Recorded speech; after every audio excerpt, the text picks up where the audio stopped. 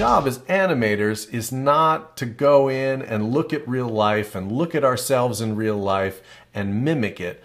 Our job is to interpret it, to portray what the character would do in this circumstance. And one of the most important things is that we have to make it more clear and instantly readable than typically real life is. Think about this. When you get in front of the camera and you're a little bit self-conscious and you're kind of shuffling back and forth and you're trying to think of the next line that you're lip syncing to, and you might be kind of going ahead of the beats a little bit, your timing may be a little bit off, you may be going too fast and you miss a beat, you go blah, that's awful. So why would you want to use that as your exact performance? Sometimes you may nail it and you want to use it, but most of the time you don't. Ask yourself, what is it that I intended to do in the story? And more importantly, what is the character intending to do in that story? And find what in your performance rang really true.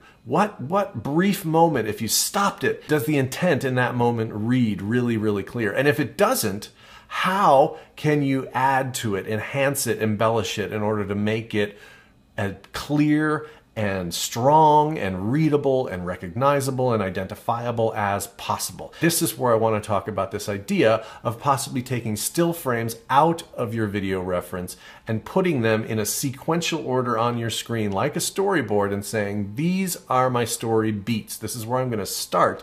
I'm going to take each one of these poses and make it better. Here's the example I want to use. I was working on a shot right near the end, the last few weeks of this last block at school. Let me show you the sound file that I was using, and we can start there.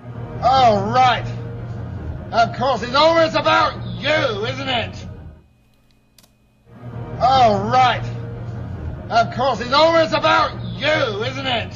All right, so this is an Alan Rickman line that he's obviously frustrated and fed up and at his wit's end, and he's being just really, really, really sarcastic. So I was able, obviously it could be really big with it. So I went up in front of the camera and I just did a bunch of, improving. So I had a couple of takes that I really liked that, that I pulled some performances from. Here's performance number 1. Oh, right. Of course, it's always about you, isn't it? And then here's performance number 2, and I'll tell you why I like these 2. Oh, right. Of course, it's always about you, isn't it? All right. So the first one I liked because all in all it was singular, clear poses that I was sort of allowing to hold, and my arms were out and then they were in, so I had a lot of contrast in it. Got a lot of extra body wiggle and wobble and self-consciousness that I don't really want. The second one, I just like the texture in the middle. Of course, it's always about you. I loved that little inside rifling through all of these almost like files, of memories that he has about whoever he's talking to getting their way all the time. And then, bleh, that's really it. The rest of it I didn't really like. It didn't have a lot of contrast. So I thought, what if I took that middle part and put it in the middle of this performance? So here's where this idea of using still frames can kind of break you away from your excessive noisy performance and help you interpret it in much cleaner, clearer story beats that are going to really read for an extended amount of time on the screen. This is basically the breakdown of it, is that I've begun with this look of, oh, you're ridiculous, and then I go into, oh, right, of course, it's always about, or I guess this is always, of course, it's always about you, isn't it? And you noticed when I was trying to explain it, I got a little confused in the middle there. Like, what applies to, of course, it's always about you. Of course, it's always about you. Now, I have like 3-4 poses in there that I thought would work for that.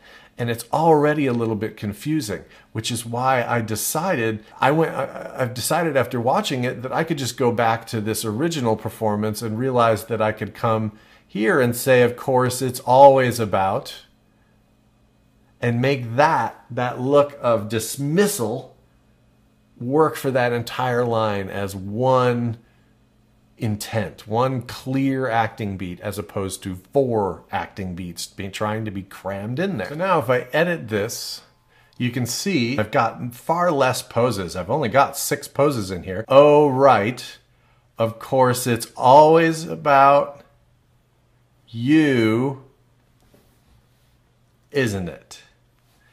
That's it. Sarcastic excitement and exasperation. And then look at each one of those poses and decide, how can I enhance this? You know, can I curve this spine a little farther and let those arms really flop straight?